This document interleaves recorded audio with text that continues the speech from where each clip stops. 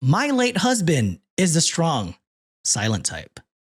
Okay. Because he's dead. I'm Dark, Sean. I'm Oh my I God. thought that's where Not- this. Oh my my head God. Was that? Oh, not even a joke. That was a real ass question, and I apologize. Wasn't even trying to roast. Damn. Just- Maybe they are roasted because they're cremated. Whoa, Ooh, sick so burn. sorry. All right, man. all right, let's go. Sick burn is crazy. I need a pun button to go off when John says something out of his pocket, but all I have is the law, the Law and Order. Sean might have to say decorum. Yeah. All right. Well, you know what? We're not too far off the par here. All right. So this happened a few years back. At the time, I had been widowed for about 2 years. Oh, Sean is right. wild. And I'm also right because I missed my late hubby a lot. So I kept his urn of ashes on my bedside table. Oh God. I take back everything I said. I apologize to both of you. Thank you.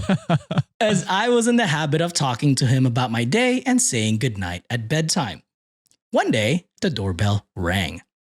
Being the socially anxious gal that I am, I ignored it. I do the same. I don't answer any doorbells. Yeah, look at my camera, and if it's someone I don't know, they can just. Yeah. I've had enough bell guys show up trying to sell me internet. I'm like, I switched from you guys. I don't want you right now. Please leave me alone. Thank you for the reminder that I'm still paying for 2 internet bills. I need to cancel that. Holy I'm crap. an idiot. Okay. But they rang the bell 3 more goddamn times, and I became more annoyed than anxious and answered the door. That's insane. To my great displeasure, there was a man at my door who wanted to talk about the state of the gutters and how desperately they needed to be cleaned. How convenient was it that this man was willing to do the vile job of cleaning the gutters for $250? So generous. I actually don't know what they cost to Quite a bit. gutters. Yeah. If they accumulate. I had to get gutters built up because only half of my house had it. And I'm like, this is not going to be good once it starts raining hard here. So that was too much. It should be noted that I lived in a row home at the time and had one eaves through that went across the edge of the roof connecting all the units and one downspout. I tried to politely decline, but he kept up with his pre-programmed speech and asserted he needed to speak with the man of the house. Oh, Oh shit. you're asking for a lot of money for this pretty small project and you're being misogynistic.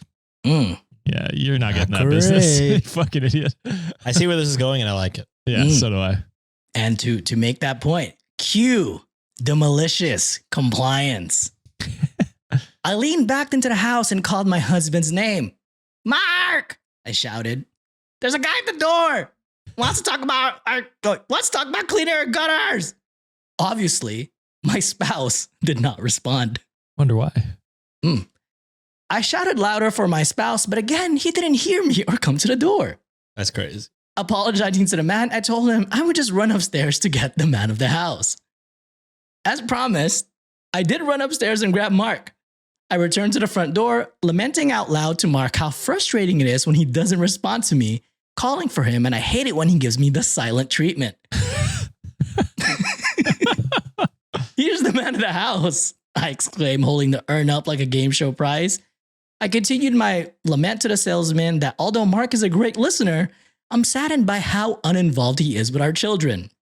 He's the strong, silent type, I concluded to the now silent, bug-eyed salesman. And I decided to increase my dedication to the bit as well as the sales jerk's sexist discomfort and allowed my tears to flow unfettered. Unfettered? Is that the word? Yep. Yeah. Okay. Yeah. Normally, I loathe crying in front of strangers, but the grief of losing the father of my children, mixed with the rage at the arrogance and dismissive sexism, led to me sob screaming how much I hated my current life. These were tears of so much ugly crying, snot sobbing noises coming out of me. I didn't even realize he had made a mad dash to get away from this hysterical woman and back to his truck. Oh, what a bitch. Stay What for the a- whole show, you fucking idiot. You caused this. It was cathartic for me to release those pent-up emotions, and sometimes I still laugh about it with Mark. I know he definitely would be howling with laughter as he was always quite a jokester.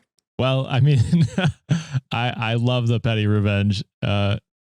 does seem like she has to maybe go to therapy. It does seem like this was a joke that ended up being quite healing for you. And maybe that is a sign that you should talk to somebody about the, what you're going through. Feelings, maybe. Yeah. I don't know.